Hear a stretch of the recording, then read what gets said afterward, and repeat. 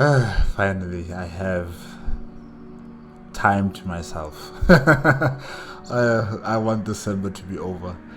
Welcome, guys. Welcome to Solo ReacTalk. Today, I'm going to be reacting to Star Wars vs. Warhammer 40K Episode 16, Unexpected by AFanWithTooMuchTime. If you want to check out my previous reactions, remember the playlist card is going to be at the top. Just click on it and be able to access them. If you want to check out the original video as well as AFanWithTooMuchTime's YouTube channel, the links are going to be in the description below. Last week with episode 16, I think it was called 15, sorry. It was called I Deny You. Yes, Shock T and Rejulia fought to the death. They both died in a huge explosion. And then there was a commissar called Shadrick, who has been, celebrating and dancing on the grave of Rejulia, his mortal enemy. And yeah, he's planning his own ascension into higher positions in the Imperium of Man. But yeah, that theater of battle has concluded with a stalemate, if I can say that. There wasn't a clear victor there. And now we continue on with Unexpected. Okay, let's start. 3, 2, 1, go.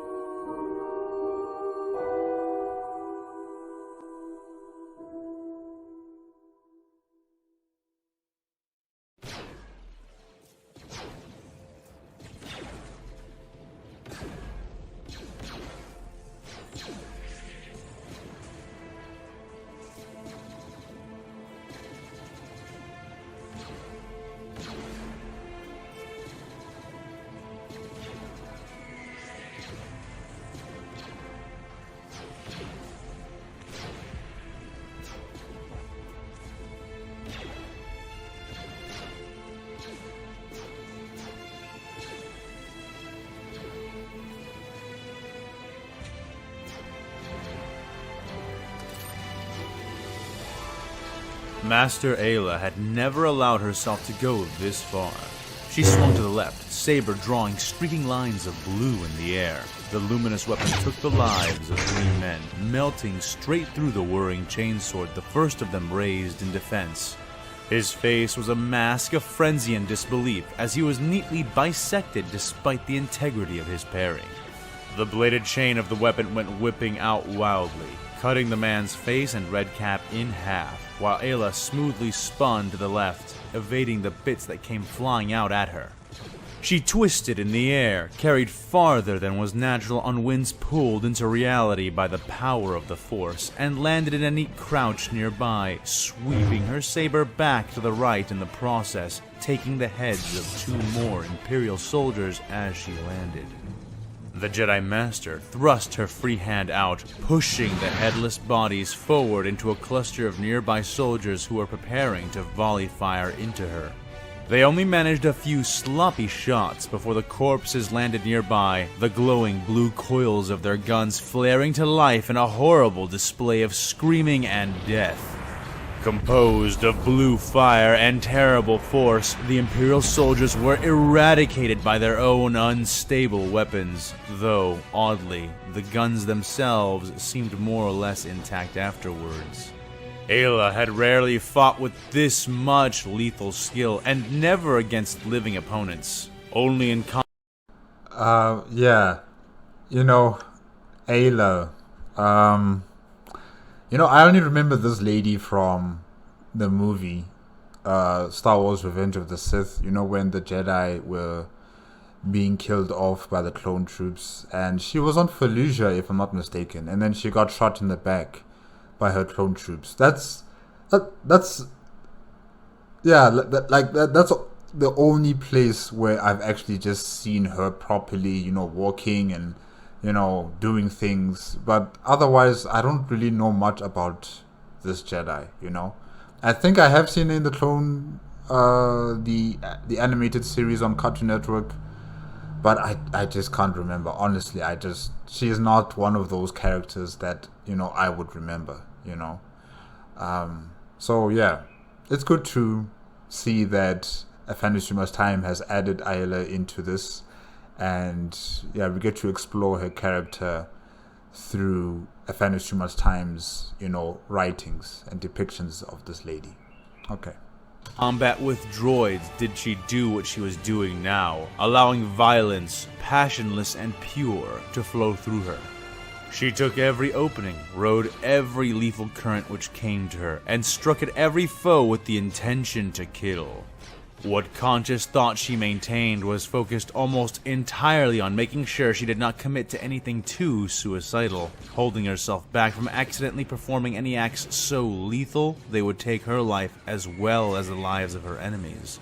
This could be hard for her to do, as it had been in the past, and yet, frankly, it wasn't. Not there, not then.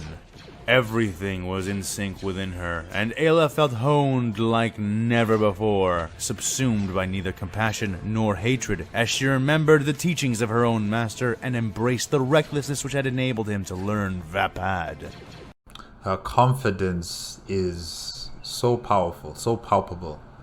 I'm just afraid that, there's going to be an opponent that's just going to put her down to size, Just like with what was happening with Shock T. She was also very confident in the Force, very confident in herself. And then she finally realized that, her confidence is just simply not enough against her opponent, So, yeah. Let's continue. Though she would not manage to match his own lethal skill on just this rush alone, she was certainly closer than she ever had been. The knowledge was not comforting. All around her was the massive main avenue, her advancing army grinding its way forward at her back, the Imperial menace attempting to impede them at her front. They were desperately trying to halt or slow her forces by any means, forming pockets and bulwarks and using all manner of varied weapons and tactics. Most of these defenses and attempts were pulverized by her artillery support, and when they finally had the good sense to hide in the shadows of the spires, the imps were handed off to her elite vanguard and, of course, the Jedi Master herself. At this rate, they would come within sight of the Imperial Temple in little over 12 minutes, perhaps sooner if nothing unexpected reared itself up before her advance. 12 minutes? They're that close already. Wow, okay. Aayla was not happy nor sad about her progress. She was simply satisfied. The Imperials had to be stopped, and they were being stopped. General, Sith Trio hold up dead ahead. They've already incinerated Aquila Squad. Commander Husk and what's left of his men are either being evac'd or ID'd as we speak. I'm holding my squad back for now, scouting for a less lethal approach to the targets. Ayla's alien brain brought the name of the commander to her lips without so much as a conscious twitch, easily able to remember every last one of the clones under her command. Good thinking, Captain Graves. Keep out of their reach until I get there. I'll clear them out myself. She radioed back through the comm pin she had placed in her vest. Already Aayla was orienting, reaching out with her senses and quickly locating the Imperial force wielders which Graves had indicated. They bent the Force in ways she had never conceived of, making the very fabric of it warp and moan in odd, destructive forms. Battle Psychers? It must be Battle Psychers. And there's 3 of them, if I'm not mistaken. Okay. She followed that foreboding wail, feet kicking with heightened speed and strength as she crossed the battlefield like a speeder. Are you sure you don't want us to cover your approach, General? We can be next to you in seconds if you ping us. Graves sent back. Sorry. This reminds me of, what was it? Star Wars Battlefront 2? The 2005 version, with the Jedi, how they would move so fast on the battlefield, and their agility, they're able to jump so high up in the air. Yeah, like, as I'm hearing AFanWithTooMuchTime describe how Aayla is just, speeding right through the battlefield, it just reminds me of Battlefront 2 of Star Wars. Yeah, the 2005 one. Yeah. Aayla allowed herself a grim smirk. These will be the 5th, 6th, and 7th Imperial Sith I killed today, Captain. I think I figured them out. She said, Roger that, General. We'll be on standby to advance after you're done. Oh, and General, said Captain Graves. Yes, Captain. Don't be a stranger. You Jedi can't always pick up all the slack, and we Commandos make house calls. Graves said, some humor forcing itself through his normally grim demeanor. Aayla smiled somewhat. She knew that his effort was the direct result of her own lack of humor, her own grimness. On Graves, it was almost endearing, especially when one got to know him. On Aayla, it was a sign that something was wrong, very wrong. She made it a point to seem a little less absorbed in her task, to avoid affecting the morale of her troops. Noted, Graves. Stay ready to cover me if I call, she said. The Jedi leapt the remains of a crashed Imperial gunship, landing atop its nearly skyward pointing tail, and from there, seeing the 3 Graves had spoken of. Bent and ravaged by their bizarre techniques, all but one of the 3 were blinded, and wore blood-streaked rags over their empty sockets. Chains rattled and clinked from where they hung, affixed cruelly to hand and ankle, yet hanging free. They were all bald and emaciated, so thin and hairless as to seem sexless, leaving Aayla utterly uncertain as to whether she faced a coven of robed crones or a trio of 3 wailing male sorcerers. Even their voices were distorted, rising and falling in pitch as they cast their power out in reckless waves of fiery destruction. The 3 held aloft staves which ended in torch-like heads, objects of focus for their flames. All around them, in wide cones and arches, were the sprawled, burned remains of hundreds of the Vanguard forces. I'm just wondering, battle psychers, right? They use fire, lightning. Do they use like water or earth, or some other form of elemental warp magic? I'm just wondering about that, because usually with battle psychers, it's usually just fire or it's lightning. So I'm just wondering, do they use any other element on the battlefield? Yeah, because it would be cool, to see a battle psyker kind of reminding me of the Avatar from Avatar Aang, using fire, water, air, earth. Yeah, I want to see them use other types of abilities, not just, fire and lightning. Yeah. The sight of the scorched dead reminded her of her purpose, and the Jedi Master breathed out the emotions building within her, becoming as cool as the color of her skin as she honed herself for battle once more. The very act of preparation seemed to draw the attention of all 3 of the Imperial Force wielders, and they raised their staves into the air, screaming out wordless chants of hell and flame. In response, the torches on the ends of their focus staves flared bright. Aayla could feel the wave of their intentions reach her far before any actual heat or flames were birthed into reality. The Jedi's body tensed, coiling as she breathed the force into her muscles and joints, strengthening and propelling them to enable her speed to defy all logic. It was by this speed that she evaded the balls of flame which exploded in her wake, not thrown, but spontaneously generated into existence in places she had been only moments before. She could feel... Okay, that's different. I thought like they were going to spit it out out of their mouths or something, or maybe use the staff, but okay, it just appears like that. Okay, wow. Them reaching out for her with their senses, fumbling to catch the cartwheeling form of the Jedi Master as she leapt and evaded another explosion, and then another, drawing nearer and nearer as she approached in an unpredictable zigzag. One reached out with a gnarled, filthy hand, clutching at the air as if to grasp something from on high, while another bent low, pressing their forehead against the steel ground, appearing to enter a state of supplication or prayer. Aayla felt the ground begin to heat beneath her feet as the air started to hum, as if she had just entered into the mouth of a massive microwave.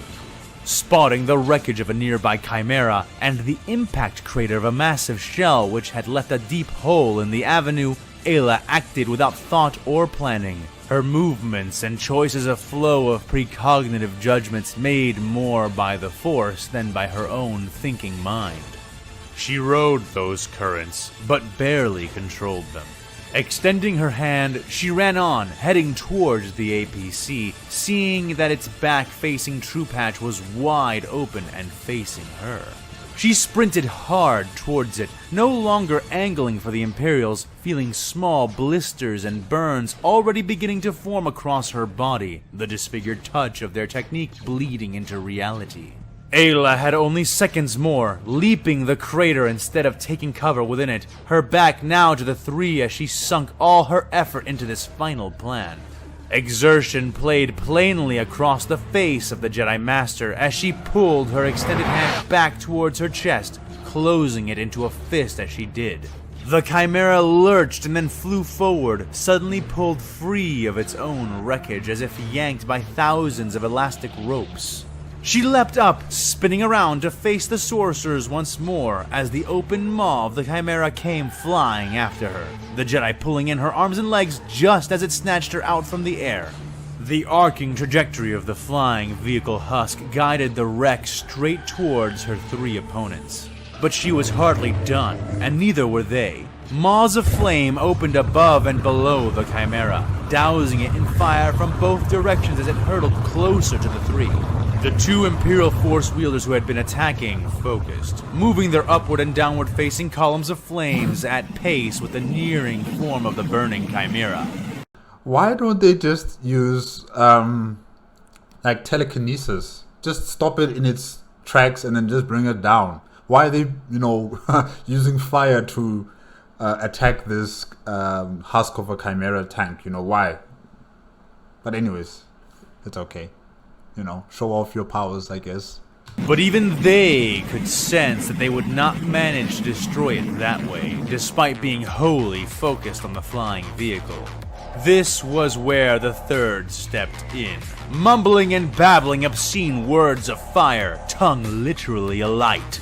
The chained Imperial cupped hands around their burning mouth, and as the chimera seemed to be about to fly into and crush the three of them, the third, sighted Imperial screamed, issuing forth much more than sound with the effort.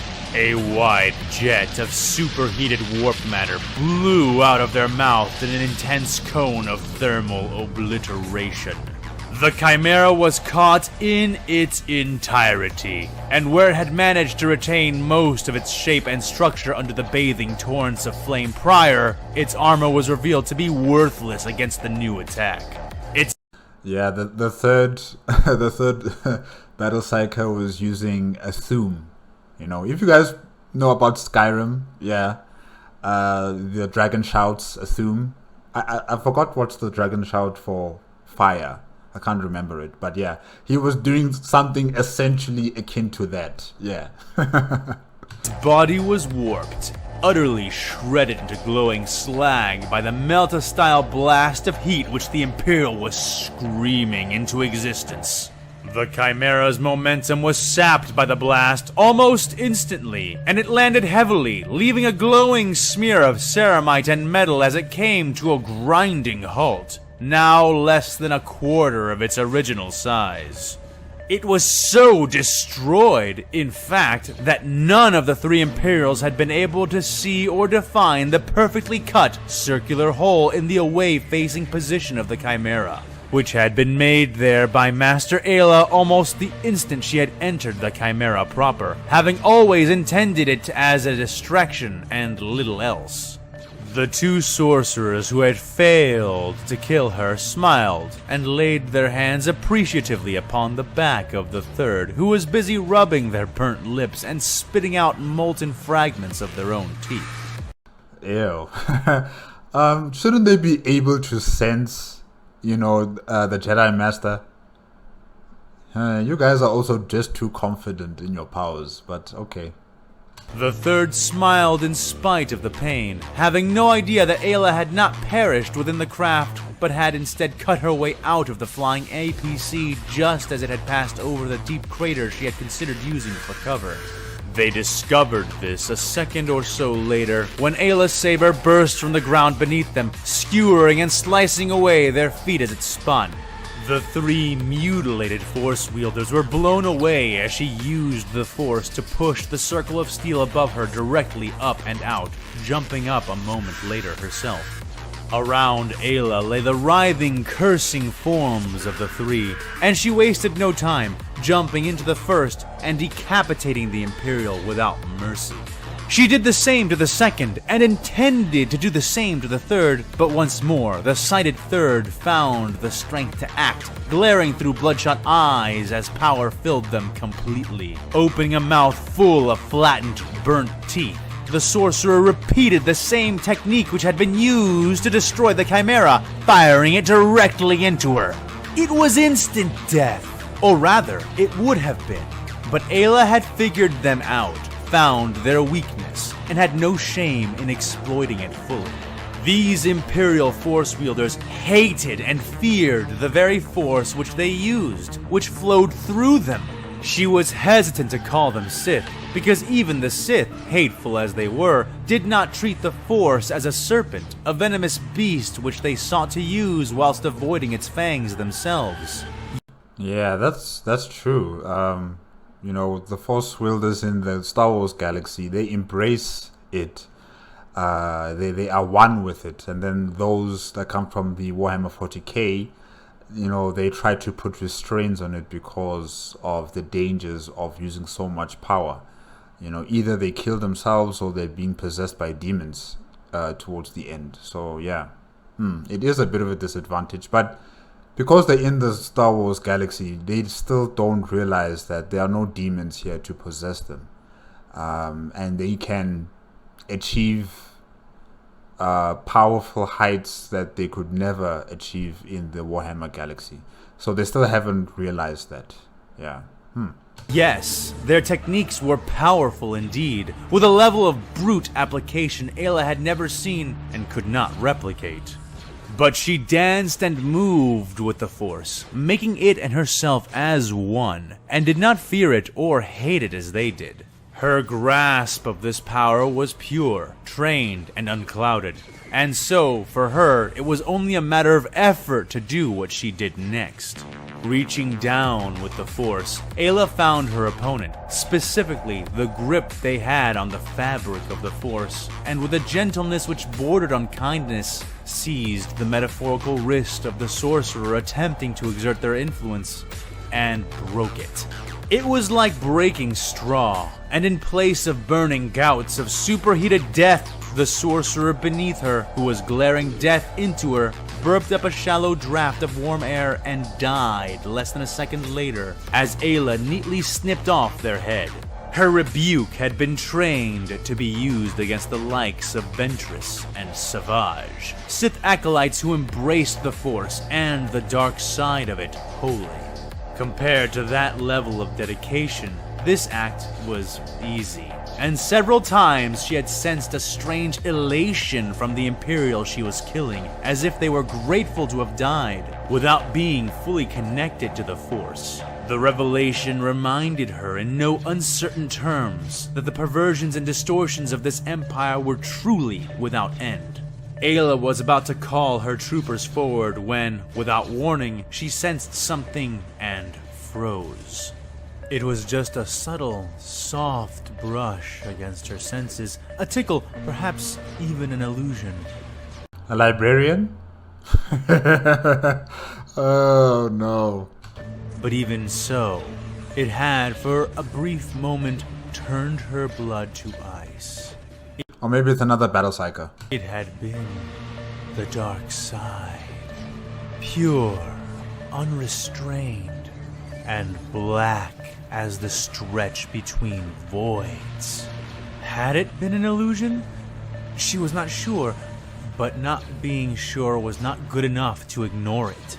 She signaled the vanguard forward, and then jumped back into the hole she had made, crouching as she found herself once more within the smoking maintenance crawl spaces of the colossal roadway. I think you're going to need that backup. What was his name again? General Greaves was talking about.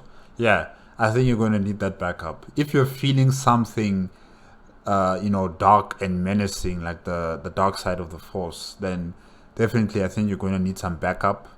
Because I suspect it is a librarian, or it could be another powerful battle psyker that's, attuned to the warp, 100%. Like he or she does not fear demons. He or she does not fear being, too overly powerful that their body can't handle the power. So, yeah, you're going to need backup. She used the Force to filter the air and moved swiftly, feet light, as she crouched and ran at once. The Jedi moved back towards the crater she had used to reach these tunnels, and halfway to the breach, she found a hatch that led further down. With a flick of her wrist, she forced it open and jumped through, eschewing the orange ladder left there for her descent. Beneath were some more maintenance access points, and then another hatch which led down into the first set of sub-roads beneath the main avenue, which were massive in their own right. The fighting was also occurring down here, though with less vehicles from both sides. She ignored the battle, moving around the combatants as she made her way lower and lower, following the memory of the sense, the echo it left in her, an echo she was more and more certain had been real and not imagined. She had studied the maps of her approach extensively, and her memory was excellent, so it was not long before she began to figure out where this presence had lingered. Security Center Delta Y, one of the many security monitoring rooms which had been used by the civilian government's law enforcement and emergency services before the invasion. Yeah, but I don't like the fact that you're going alone. Don't do this. Don't be that person. Don't be like Shakti, okay? She went alone and she did not make it out of that alive. So please don't go alone. Go with some backup, at least. I had suspected most would be abandoned by now, though it made sense that the enemy would select one as a command and control position. If they managed to slice their way past the city's security networks and defenses, then they'd have access to countless cameras and sensor devices scattered all across the ongoing battle. The realization only fueled her drive further. Whatever was being done there, it needed to be stopped. She reached the center entrance and found the doors locked and unresponsive. It was no matter. Her lightsaber granted her the access she lacked, and soon she was inside the small, vaguely dome-like security room. Her eyes, accustomed to the twilight of her homeworld, pierced the dimness with ease, and she saw standing before her 3 figures. But these 3 were not as the others had been, not at all. One was a many-limbed droid man, robed in red, its attention focused solely on a nearby console it seemed to be interfacing with. Okay, a Mechanicus? Who else is there? Not far was another robed form, though this one was hunched and contorted, clearly badly malformed beneath its tattered vestments of thick, brown sackcloth. A servitor? And, standing before the 2 of them, facing away from her, was the tallest and most imposing of the trio. The robe which sheathed this figure was stark black and luxuriously thick. Golden pins, medals, and chains coated its shoulders and sleeves, and the straight-backed posture of its wearer was completely at odds with the uncanny and crooked stances of the other 2. Aayla raised her saber. "Halt! This is your one chance. Surrender now, drop your weapons, or you will all die." Okay. Black cloak with golden medals? I'm not sure. At first I was thinking maybe a commissar, but no. No, they wouldn't be wearing cloaks. And they have the hat, and AFanWithTooMuchTime didn't say that this person wears a hat or anything like that. I'm not sure who this is. I'm not sure what organization does he belong to in the Warhammer 40K. In the Imperium of Man, sorry. Interesting. She said. The Jedi Master was fully prepared for them to attack her, prepared to dodge back outside the room, prepared to cut her way back in from a different direction. What she was not prepared for was them, all of them, ignoring her utterly. She took another step forward. Now, she insisted. I think she is serious, Master, said the hunched figure, its voice a gravelly cackle. Wait, which hunched figure? Because there's two of them. Are you talking about the Mechanicus, or are you talking about the one that I said looks like a servitor? Okay. Because if it's the servitor, this servitor has a personality. Crawled a little closer, revealing its mangled arms and hands as it used them, ape-like, to approach. The skin all across its arms was coated in tattoos and scarred symbols, the sight of which made Aayla sick for no discernible reason. Bones jutted like small horns or thorns from around its fingers and knuckles, and it bled from them, though no blood actually dripped off onto the floor, clinging unnaturally to the skin. Okay, this does not sound like a servitor. You know, there's no mechanical parts, it's just a disfigured body with bones protruding out and blood and tattoos that make Aayla's skin crawl, or, you know, she feels uneasy around this person. This is not a servitor. It sounds more like some sort of demon, or demon worshippers, you know, those people who have converted to worshipping the Chaos Gods. They start transforming into these disfigured monsters, you know, over time. I forgot what's the term, what we should call people who worship the Chaos Gods, but yes, you know, regular humans who have started morphing into these Chaos God worshipping creatures. Yeah. Alright, let's continue. She moved her saber to face it, but found no need to halt it. That was done by the upraised hand of the central figure, the motion revealing the being's hand and little else. Pale, flawless skin bore the many intricate and ornate rings of the Imperial's long-fingered thin hand. Yet despite their luster and quality, it was the black talon-like nails that tipped each digit which drew eyes the most.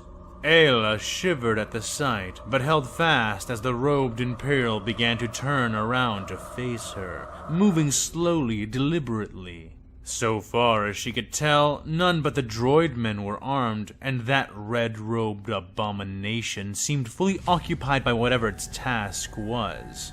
In spite of this, Aayla could not shake a deep sense of menace which was flooding into the room like a thickening miasma of toxic gas. "You will do nothing," said the turning man. "She and I will reckon. She and I alone." Aayla had had enough. She thrust her hand forward, issuing forth a column of the Force. The air thrummed with the energy of her attack, the concussive wave rolling out from her and colliding with the room and everything inside it. Walls shook, consoles exploded and broke, and the few windows that looked out onto the road burst and blew out. Aayla did not drop her guard for even a moment, fully expecting retaliation, but being surprised twice more instead. No retaliation came, which was unexpected. Yet what she found even more shocking was the state of her targets. The room looked nearly destroyed, save for everything near the three Imperials. Looking at the lines of dust on the floor, she could spot with her keen eyes the spherical border of protection which had blunted her own attack, and judged that the central figure among the three was the source. Another Force wielder. As the dust and detritus cleared out of the air, the Jedi Master was able to see that her push had not been entirely negated, succeeding in stirring and dropping the hood of her new opponent. The sight drew the breath out of her with an audible gasp. Was this man supposed to be human? His face was long, almost snouted, with a grin filled with filed, shark-like teeth, and rows of them at that. His eyes were pure black, like a doll's eyes, and his head was utterly hairless, revealing slightly pointed ears and a wide, too smooth scalp. What are you? What are you? You sound like an abomination. You sound like a mutant. And last time I checked, the Imperium of Man does not take kindly to abominations and to mutants, Maybe you're like a subspecies of human like the Ogren, something like that. Maybe, I don't know. But this is strange. We have a Mechanicus of Mars priest who's doing things there on the controls, and then we have some demon worshipping human being. That's what I'm assuming that person is, because he doesn't sound like a servitor, because servitors don't have that kind of personality where they would discuss with other people around them. So it's like a demon human worshipping demon person, with a disfigured body, with bones protruding out of the body and stuff like that. And now we're having this person who also kind of seems like a mutant, an abomination. This is strange. And there was something more as well, a dark, pervading air of menace which was pouring out from the man like a gushing font. He finished turning, grinning his filed teeth at her. She wasted little time, not even waiting for the man to complete his deliberate turn, dashing forward, blue blade leading the way. The creature in the black robe suddenly picked up speed, becoming a blur as he broke and bent the rules of time and space, reaching into the confines of his void-shaded robes and drawing forth a glimmering black rapier. Sparks shone along the umbral steel of the obsidian blade like stars in night's tapestry, glowing bright as it repelled Aayla's attacks, forcing her back with a surprising amount of strength as the Imperial thing drove in with its own offensive. The shadows in the room danced, backlighting flares of blue and white light as the two blades clashed and slid. Aayla spun, piercing through the future with sight beyond sight, becoming a blur of motion and grace. The Imperial creature matched her grace with a lethal waltz of his own, black robes trailing as the thin, deadly edge and point of his power sword darted and swiped for her. Several times, the Jedi had been sure she had finally caught him in a mortal exchange, only to find herself slowed or even sped up, fouling her timing and enabling her opponent to fight on. Wow. Whoever this guy is able to manipulate time to such a degree like that, He is able to speed up time that Aayla is attacking or slow it down, allowing him to avoid and to dodge and to attack, on his own terms. That's crazy. That's really crazy. I think you need that backup. Aayla, you need that backup immediately. I don't know if they can help you, but, at least as a distraction, because this guy, he's above you. He really is above you. Wow. Felt her teeth pressing against each other in growing frustration, warring to keep balance within herself. This man, this thing, was different from the other force wielders that the Imperials had been using. Perhaps a master of their orders, whatever form that took in their twisted empire. However the case may be, the beastly man before her was no novice when it came to close combat, and his method of using the Force was disturbingly novel and indirect. Instead of increasing his direct strength and speed, he was corrupting time and space to achieve similar ends. The tactic left Aayla off balance and struggling to keep up, feet backtracking as the Imperial advanced, forcing her cleanly out of the cramped room, back through the short hallway that led to it, and into the wide, spacious area of the abandoned transit center. Enough! She yelled. The Jedi Master exhaled a powerful 360-degree wave of raw force, managing to shove the dueling Imperial back. She then reached towards him with her free hand and did as she had done before, touching upon the Imperial with the Force itself and seeking the multitude of cracks and flaws she knew would be there. No matter how brave, disciplined, ambitious, or faithful, one could not wield the Force with true mastery while fearing it like these Imperials did. This is not the same. This is definitely not the same, Aayla. This guy, whoever he is one with the warp. He is one with the Force. This is a whole different type of beast. I'm still trying to figure out, from which faction does he belong to in the Imperium of Man. Aayla found her target easily enough and once more took the Imperial by the metaphorical wrist and twisted. But those same flaws, those which had been present to each Imperial servant up to this point, were not present here. His grip held steady, firm, and once more he gave her that shark-toothed grin as he realized what she was attempting. Before she could recover from the surprise of her failure, he seized her as she had him, though instead of attempting to break her grip on the Force, he did something altogether different. Like the sudden thrust of an unexpected lance, he pierced her mental defenses, if only briefly, and touched her mind to his own. Aayla moved to her own protection immediately. She was no stranger to mental trials or mind warfare. But she could not have prepared herself for what he assailed her with. Images, thoughts, sensations. Unlike every time before, this mental attack was not intended to rend her thoughts, steal her memories, or alter her perspectives or beliefs. Instead, the Imperial created a brand composed of memories, sensations, and experiences and pressed it hot and bare to the metaphorical flesh of her mind. He was only able to keep purchase on her for seconds, almost less, but even that much time had been enough. Ayla's wide eyes reflected the trauma of her mind's vision. She had seen billions, untold billions, marching in forlorn trails, each step dragging screaming minds closer to their deaths. She had watched the sky fill with teeth, the entire expanse of space becoming stuffed, bursting with ravenous mouths and pincers and worse.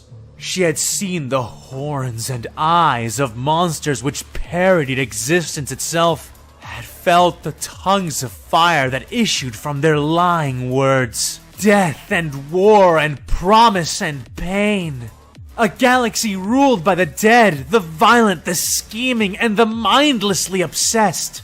She watched worlds burn and burn and burn without end. A death 1,000 years long, dragged slowly out. She tasted the ashes, ashes born from ashes. And in the last instance, she could even hear it. The laughter. The horrible laughter. When she finally found herself orienting back on reality, the Jedi realized that she had fallen to her knees, and that her saber had dropped from her hand and rolled to the feet of the grinning, monstrous thing that faced her. Oof. Okay. He's not a gene stealer, is he? No. That's not possible.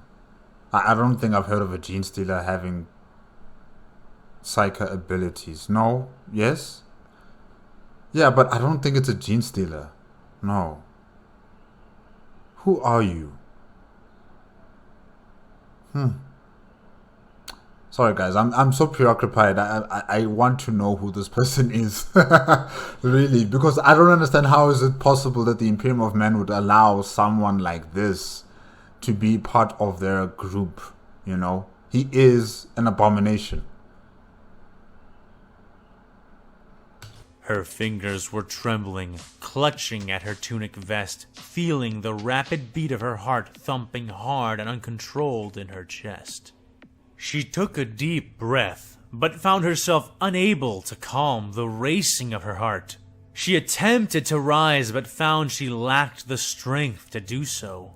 Aayla looked up with unbelieving eyes at the monster who now stood over her, blade raised, foot trapping her weapon beneath it. "What are you?" she breathed. The Imperial smiled even more widely, his grotesque teeth appearing to grow larger as his thin lips withdrew even more. He extended his own free hand towards her, and Aayla shuddered, gasping as a harsh pressure suddenly pushed in on her from all directions, holding her perfectly in place and rendering her utterly immobile. Once he seemed satisfied with his psychic bindings, the creature lowered his black rapier, and the unnatural blur which had surrounded him during the fight fell away. She could observe him more clearly now, seeing that the bright golden smudges on his robes had not been the results of merely blurred metals and pins, but also the distortion of a large golden threaded symbol which predominated the front of his robes.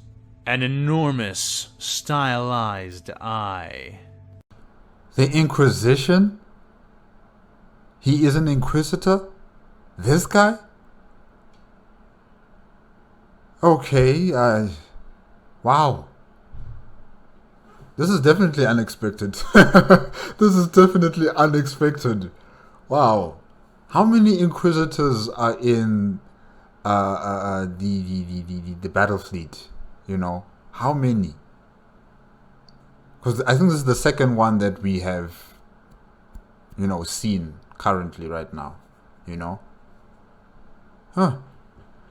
And he is either genetically altered that way or he is an abomination. I'm not entirely sure, but it's just so surprising to see that there's someone who is not human looking, you know, that is part of the Inquisition. And he also has a human worshipping chaos demon creature on his side. Like, how is that even allowed? Wow. The Imperial took a shallow bow, splaying his arms in an open, mocking gesture. "I am the eye that watches from the long shadows," said the man-creature, black eyes glinting. "I am the hand which commits the sins saints dare not consider. I am the mouth which questions silently for those answers which must not be known. I am the judgment of the righteous and the warden of the grey. I am an agent of the Emperor's most holy and devout Inquisition, and I see that despite our legend and reputation, I am yet again unappreciated by my allies and by my enemies. Utterly unexpected." Nice voice acting, AFanWithTooMuchTime. Very convincing. Very, very convincing. He said. Aayla tried to draw in breath but could barely manage it. "What do you want?" she asked. His unpleasant smile became even more demonically composed, the intention in his eyes reading as vile in every sense. "I was admittedly not expecting your intrusion, Jedi. I thought us rather well hidden here. That being said, your arrival is not unwelcomed. I have longed for a Jedi specimen of my own ever since arriving in this beautified galactic disk." Oh no, he said specimen. Oh no. Please. Oh yeah, she's trapped. She can't do anything. I was gonna say she should call up backup immediately, because this guy is gonna shish kebab you, or he's going to, I don't know what he's gonna do, but it's gonna be something horrible. He called you a specimen. Oh no.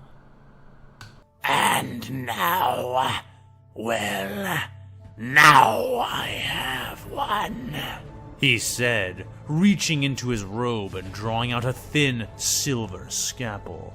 Aayla shivered at the sight of the cold instrument. The metal almost seemed to shriek in her mind, as if the echoes of 1,000 agonized voices were left staining its otherwise bright edge.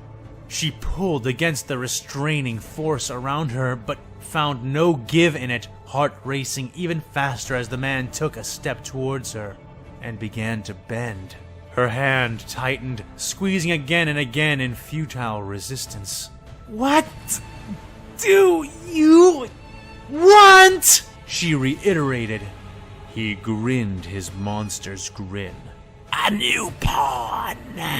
Someone who can be my eyes, my ears, my will inside your republic.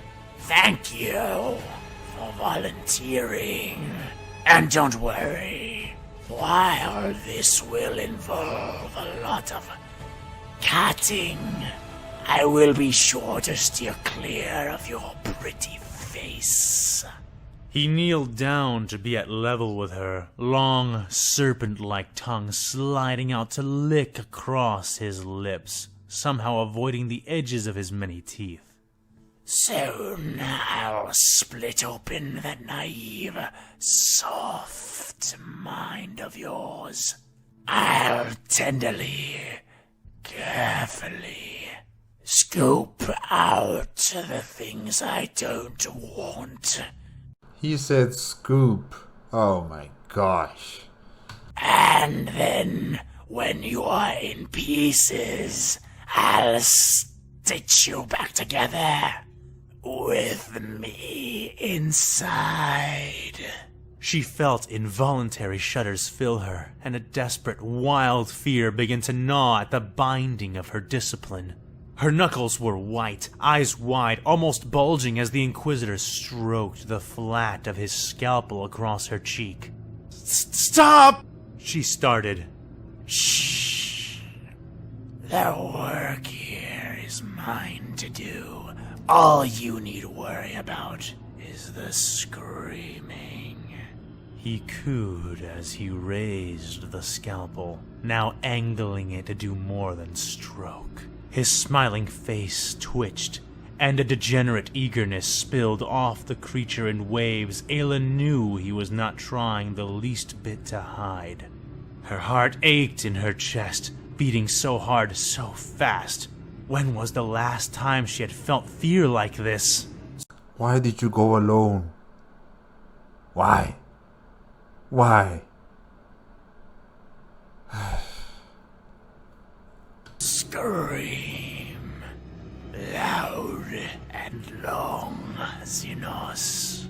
Scream to make my work go all the quicker. Tau Eldari Rackle, you will be mine. His words were cut short by an unexpected explosion, the ceiling above them breaking open as breaching charges detonated. Debris and dust spilled in, followed closely by Aquila Squad, led by Captain Graves at the front. Heavily armed and already firing, the clones descended in a rain of blue bolts, one of which caught the Inquisitor in the chest, staggering the man back, though the bolt seemed to barely scorch his robe. A medal on his shoulder flaring to life and sheathing his entire body in a brief field of eye-achingly bright luminescence. Upstarts! The Imperial barked, punching out with his scalpel-bearing fist. One of the many rings there flashing to life, bursting apart as it issued forth a draconic column of what seemed to be pure magma. The gout of heated material completely devoured the forms of two commandos instantly, but their attack had still managed to break his concentration, something which became clear when Aayla's lightsaber flew up from where it had been on the floor, and into the Jedi Master's waiting hands. Yes. Thank you. Thank you. Yes. She leapt forward in a lunging thrust which saw her connect with his lower torso. Once more, the Inquisitor was tossed away, the metal on his shoulder flaring bright and then bursting as it expended its technology, defending him from the lightsaber. Damn Xenos!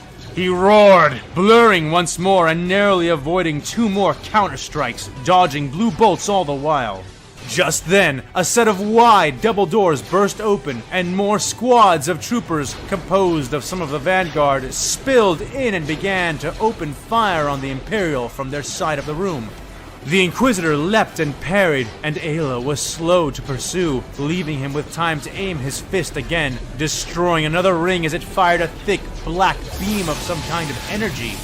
The beam warped and crushed the wall into a small marble of dense material, but this time the commandos were ready, diving and rolling out of sight and avoiding the stream of malefic death.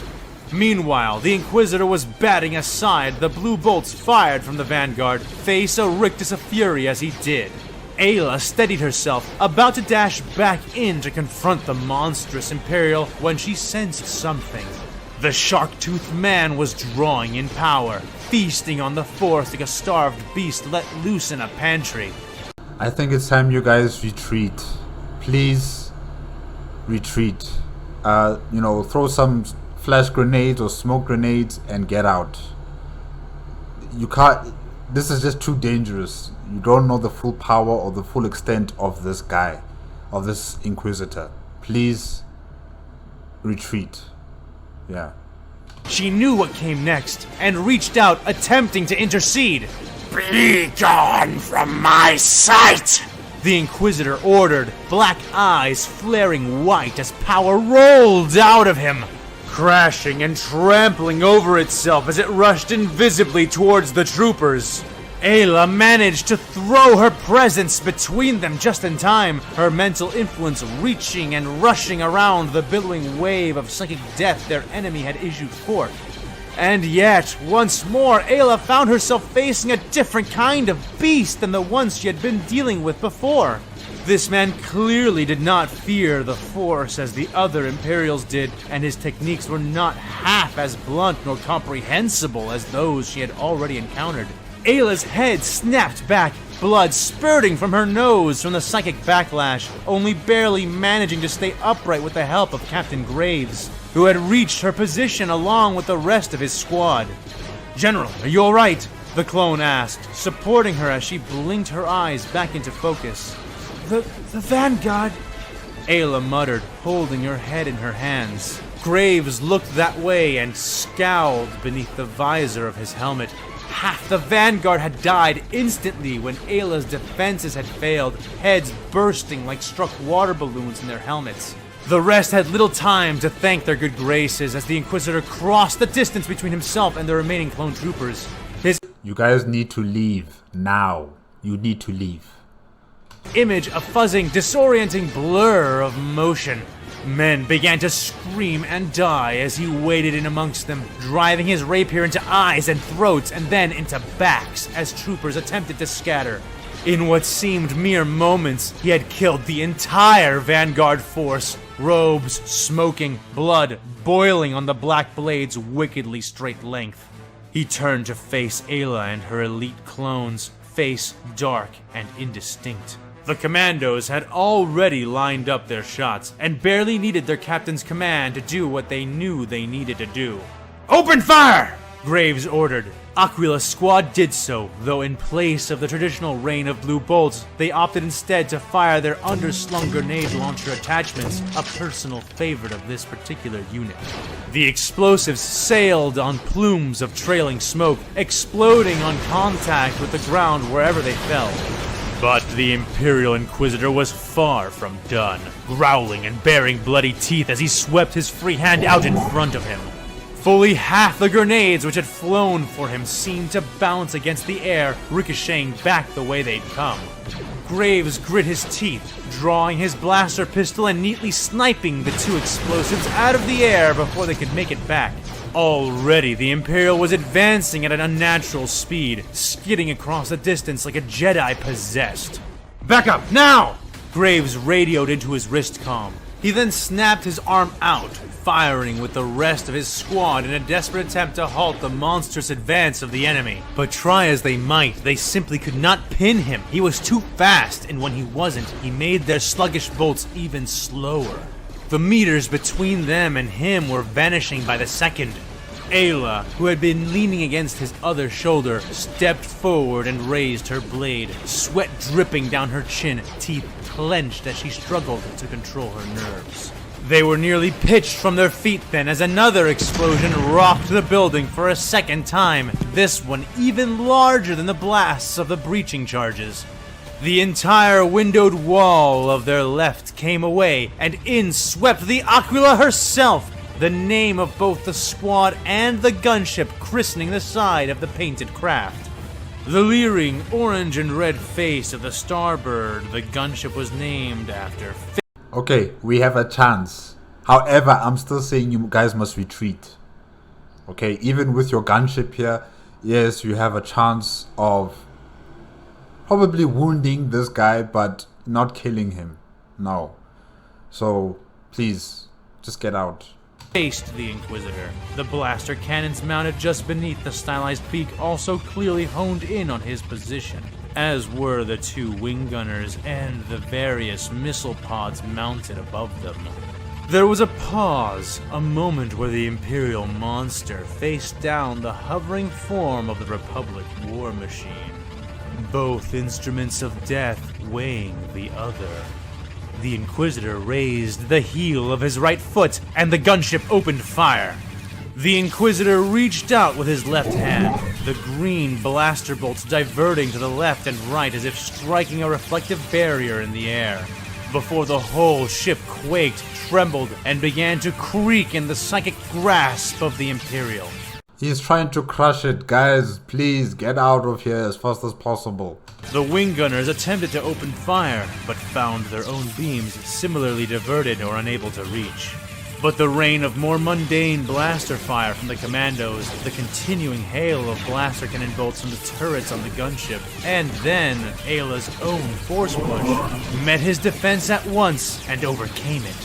He cursed, spinning away, robes scorched and smoking from every surface as he took off at a run, leaping up onto the wall of the transit center, and zigzagging his way higher and higher until he was within reach of a second-story balcony. The gunship, now free of the man's psychic vice, fired all its missile pods at once. The Inquisitor barely managed to leap over the salvo as the munitions whistled in, his blurred body arching in the air, landing on the balcony like a dark meteor trailing black smoke and rolling backwards onto his hands and knees, just managing to avoid the blind, scything volleys of blaster fire which chased after him. "Keep it up! Smoke him out!" Graves ordered, sheathing his own pistol and pulling up his blaster rifle, preparing the grenade launcher. A hand grasped the barrel of his gun and forced it down. Scowling, Graves turned in shock to find the culprit was none other than his own general. "No! Belay that order! We are retreating now!" Aayla said to the others. "But General, we must pursue!" Graves insisted. "If we pursue, we die. Let's go, commandos! That's an order!" She snapped. "General!" Graves said in acknowledgement, waving his men back. The commandos maintained a lethal screen of fire as they pulled back to the open side hatches of the gunship, mounting up quickly, reading no life signs in any of the others who had come with them. Once they were all on board, Aayla grasped onto the back of Graves' armored shoulder and squeezed hard enough for him to feel it. In response, he raised his wristcom again and spoke. "Pilot, gun it!" he ordered.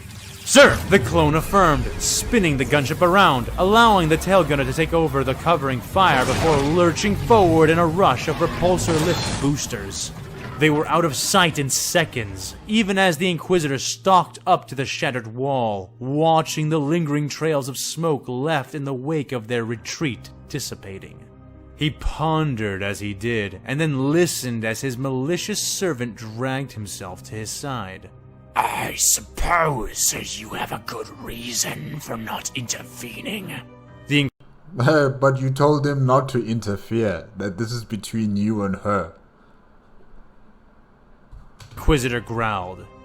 Yes. Cackled the creature who cowered in his shadow. Your orders. You claimed the reckoning was yours. It crooned. Between me and her, yes. But the replicae were clearly not part of that arrangement. The Inquisitor retorted. Next time, please specify. The malformed thing shrugged its uneven shoulders. You could have killed them all if you had truly desired it. It said.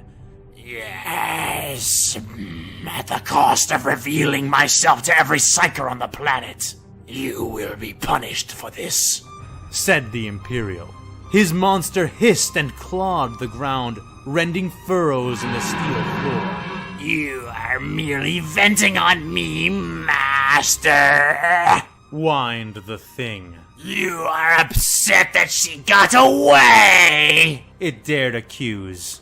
The Inquisitor merely laughed at the notion. The Jedi can run as far and as fast as she can. There is nowhere on this world she can run to that will enable her to escape what is coming. She has only prolonged the inevitable.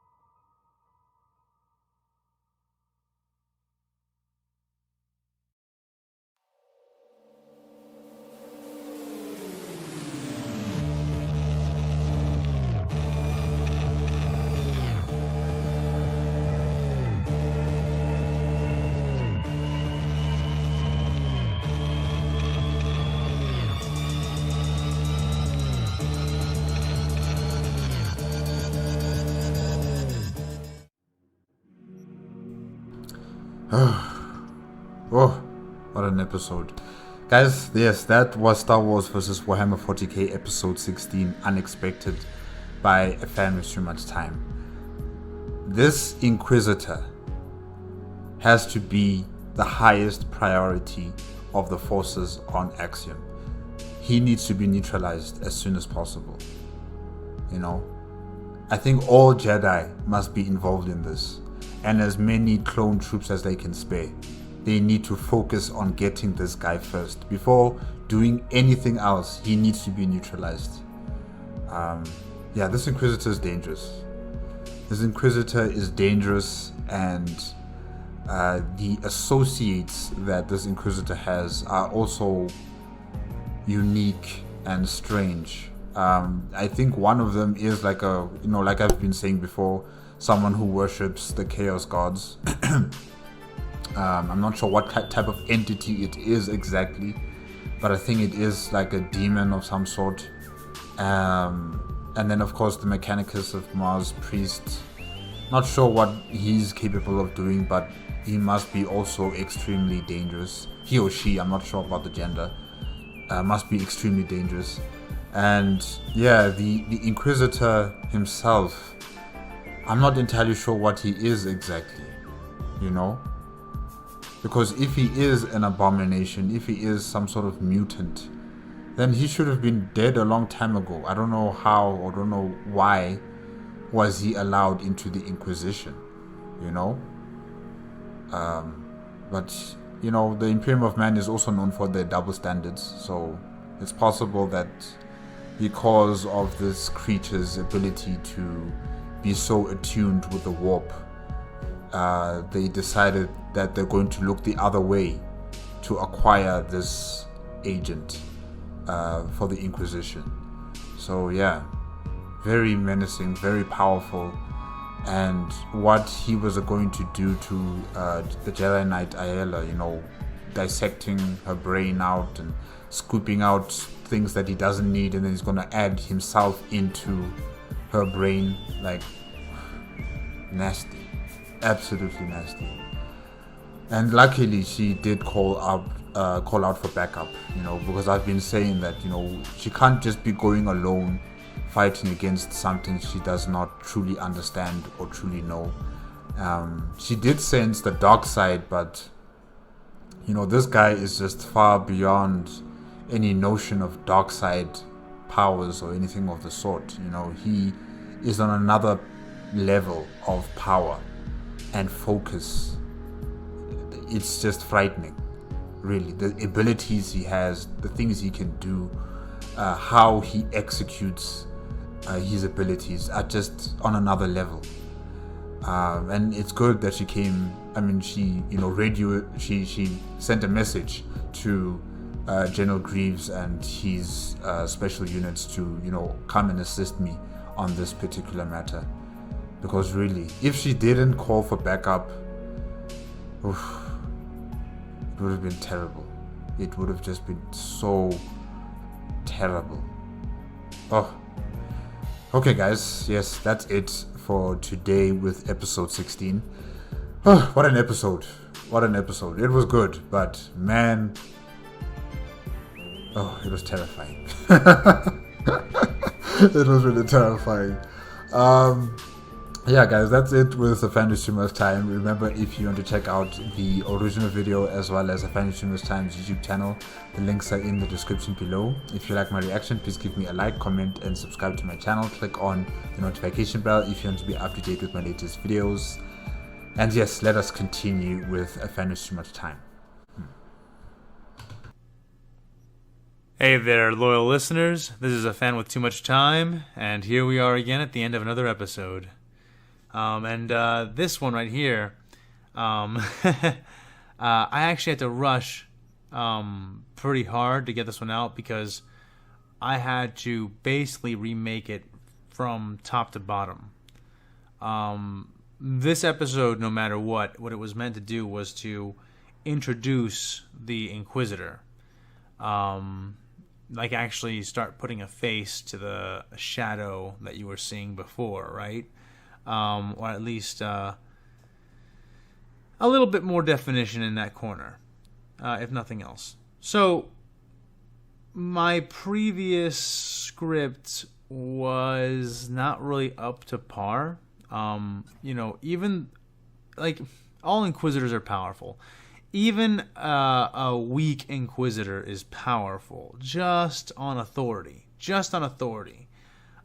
So, the last script I had sort of leaned on that a bit, and it didn't really give the kind of menace and definition I wanted for this kind of Inquisitor. Which, by the way, if you are familiar with some of the older 40K books, or maybe with the Soul Drinkers Omnibus,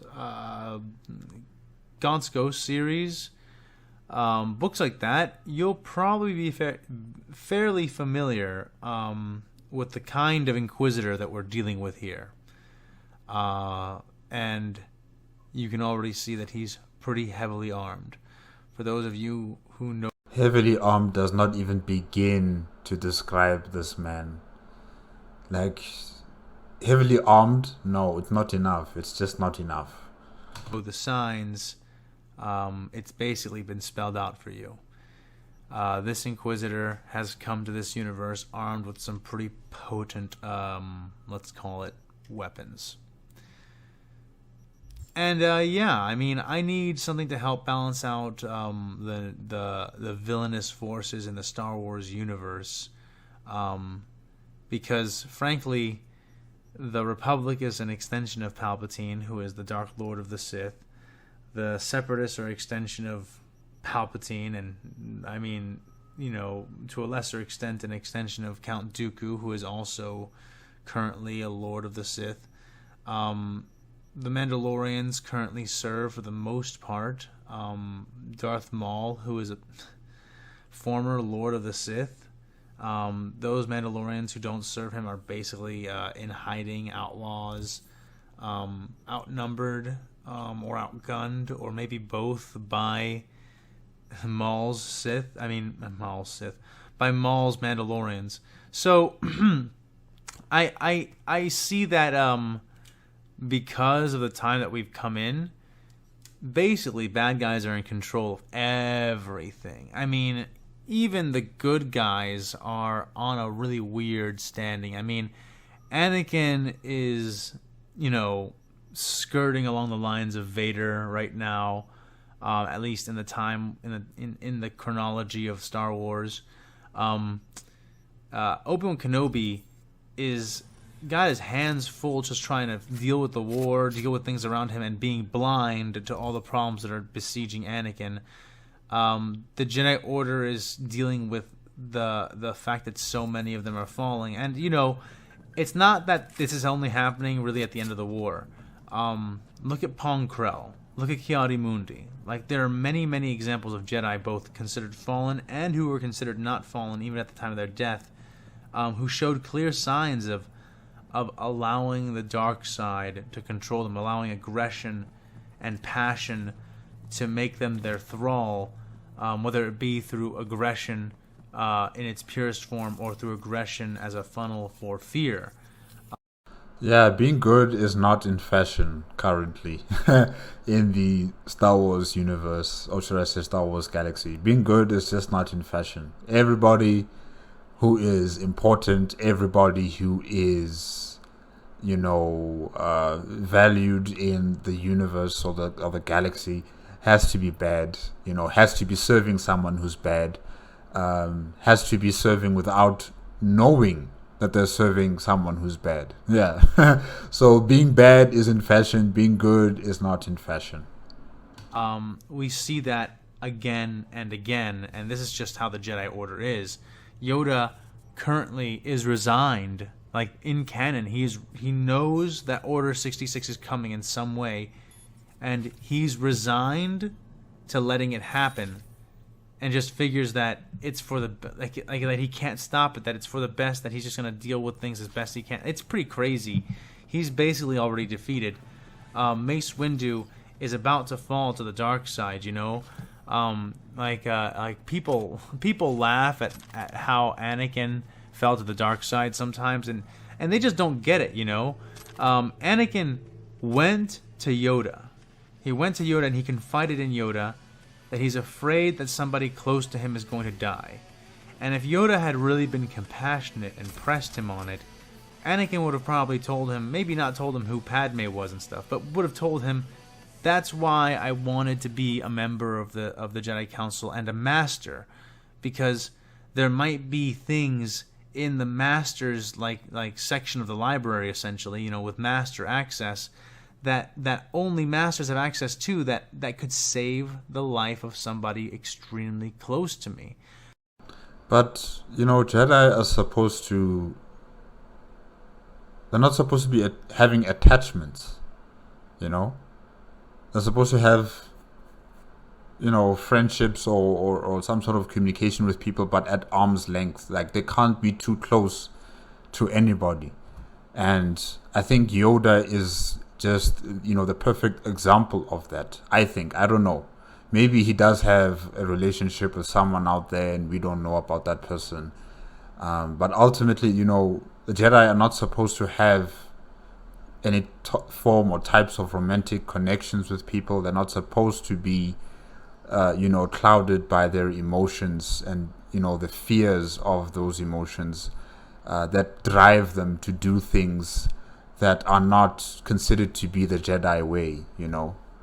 So, yeah, you know, when Yoda and Anakin Skywalker were, you know, discussing amongst each other, And, Anakin was asking about the situation that he's going through. Yoda just gave him the Jedi answer. You must let go. You must let go of your attachments. You must let go of those that you love, because, it's just not the Jedi way to be keeping such things close to your heart or preoccupied in your mind. So, yeah. So I really need help. And, he goes to Yoda because Anakin really wants to do the right thing. He just doesn't want to let the people close to him die. And that's not a fucking bad thing, despite what the Jedi would tell you. It's not a bad thing, but it's the Jedi way. It's the Jedi way because of, 1,000 years or more of experience of having Jedi who have gone through something similar to Anakin Skywalker, where they care for someone, where they would do anything possible to save that person's life. And ultimately, those people descend into the dark side, So, yeah, it's not bad. It's just, when you're in the Jedi, you're not supposed to be doing these kind of things. You're supposed to be detached from your past life, your family, your friends, the person that you might have loved before you were inducted into the Jedi Order. That's why they actually take them at young ages, so that they don't have that attachment with family. They don't have attachment with people outside of the Order. They only know their family, their brothers and sisters within the Order. And, they all have the same ethos of being attached from each other, being attached from the rest of the world, and, operate as one with the Force. Yeah. So, And what does Yoda do? He tells him, don't fear when people become one with the Force, Anakin. Wrong answer, motherfucker. But you know what? It wouldn't have been so bad if then, like I was saying, Mace Windu didn't basically fall to the dark side. Because Mace Windu went and used Vapad. If you don't know what Vapad is a lightsaber / Force technique that allows you to use the dark side of the enemy you're facing, channel it through your own body, and redirect it as power to make yourself faster, stronger, and also to stop attacks from striking you and to redirect them back at the enemy. It's a really, really potent but extremely dangerous form of battling Darksiders, and it is, in theory, more potent and more powerful and more effective the more fallen to the dark side a given Darksider that is being fought is, which is conceivably the reason why Mace Windu was able to legitimately put up a good fight against Palpatine and not just be like that all just be played out as Palpatine's way of making Anakin fall, where in this case it seems to have been a little bit of both. So why do I say this? Because Mace Windu went and did that, and if you know anything about Vapad, you know that every other Jedi who's used it, aside from Mace Windu, has fallen to the dark side. Every single one. Some have come back, but every single one who's used it has fallen to the dark side. Every single one. Mace Windu, it was his turn. You can't just channel all of Sidious's dark side and not fall to the dark side. And what happened? Well, Sidious appears to be surrendering, appears to be too weak to continue fighting, okay? And he insists on killing him. I mean, do I need to even describe how that isn't the Jedi way? And yeah, that's true. But he was too dangerous to be left alive, He was too dangerous to be left alive. He had the control of the Senate and the courts too. He's too dangerous to be left alive. And again, that by itself wouldn't be so bad if it weren't for the fact that Anakin in the same fucking movie had gone to Yoda, the other Grand Master of the Order, and had been told that he just has to let his loved one fucking die, while now Mace Windu is like, yeah, well, the Jedi Code is convenient for us, is something that we use when it's convenient for us politically. And it's like, oh, well, that's the perfect setup, isn't it? And And so, you know, the point is just that Mace Windu is not doing very well on the morality scale. He's being prepped, even if he doesn't realize it, even if Sidious doesn't realize it, to fall to the dark side. Yoda has given up. Obi-Wan Kenobi and Ahsoka are basically the only true lights left in the galaxy, and Obi-Wan Kenobi is just blind right now. Just blind, blind, blind, and Ahsoka isn't even a part of the Order. All of this to say that there's plenty of darkness already coming in from Star Wars. I can't make the Imperium the light in this galaxy. That's fucking absurd. So obviously I've got to introduce some more elements of the Imperium that we all know exist there that aren't quite as awesome as some of us would like. You already saw a bit of that with Davik Thune. You've already seen a bit of that with our Commissar, that friend that came before. And you're going to see a little bit more representation with it as we go along. But, yeah, you're getting a good idea of it right now, I think. So, I had 2 things I wanted to go ahead and broach with you guys. Right now, I'm reaching a point where I'm sort of writing the scripts as I go. Not that I don't have an overlay. I do have a pretty extensive overlay. But, at least at the point that I'm at right now, it's pretty flexible.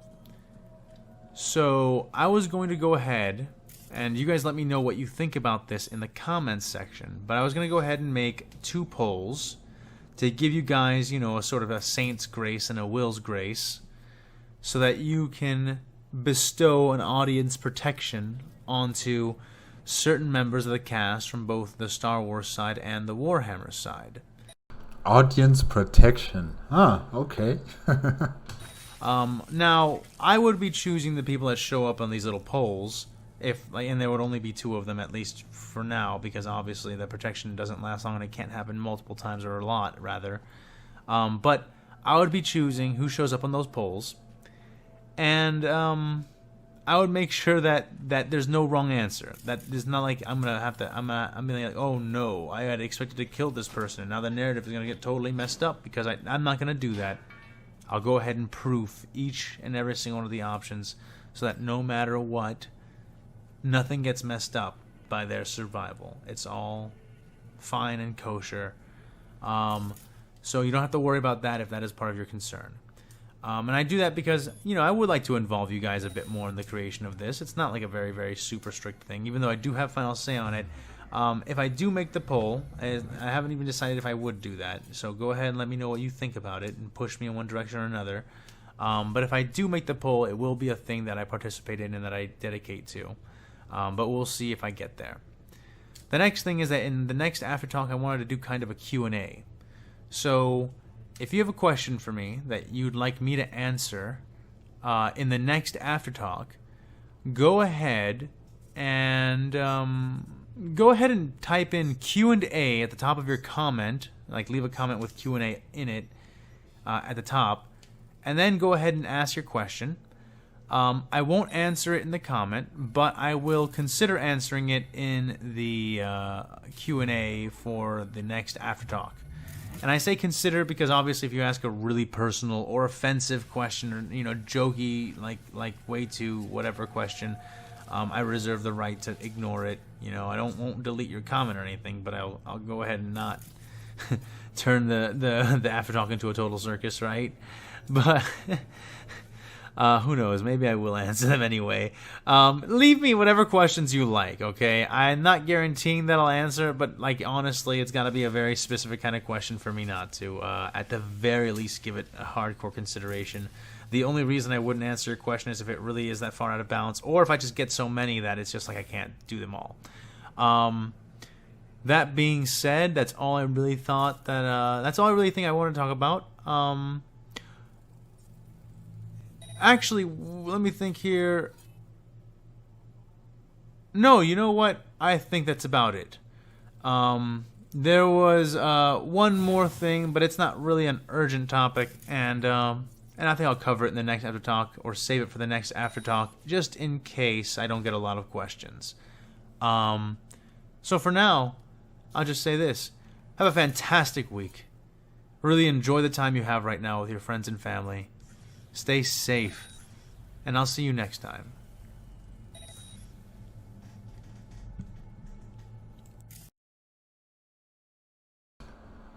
Okay, guys. Yes, that's it with AFanWithTooMuchTime discussing about episode 16 of Star Wars versus Warhammer 40K Unexpected. Essentially just saying that, being bad is in style. Being good is out of style, and there's hypocrisy in being bad. There's hypocrisy in being good. And, being bad isn't truly the worst thing that can happen to the Star Wars galaxy. It's, you could say, it's like a hard restart to the galaxy. There needs to be some bad, or should I say a lot of bad, for good to start sprouting out and, growing like a beautiful sunflower. Yeah. So essentially, we need the bad for the good to show itself. I don't know when will that be. I don't know when will that be, because like AFanWithTooMuchTime has been stating that the Jedi Order is in disarray. You could say that. Some of the masters are turning to the dark side. Others have given up in trying to save the Jedi Order. And then you also have multiple groupings of evil or darksider people who are multiplying, not only on the Star Wars side but also on the Warhammer 40K side, the Imperium of Man side. And yeah, it's just in this season, to be bad, to be evil. It's just in. And yeah, can't wait for the next episode. But this episode, this guy needs to be killed. This Inquisitor needs to be crushed. He must be a high priority target. Yeah. Okay, guys, I guess that's it. Remember, if you want to check out the original video as well as AFanWithTooMuchTime's YouTube channel, the links are in the description below. If you like my reaction, please give me a like, comment, and subscribe to my channel. Click on the notification bell if you want to be up to date with my latest videos, and I will see you guys next week. Okay? Bye-bye.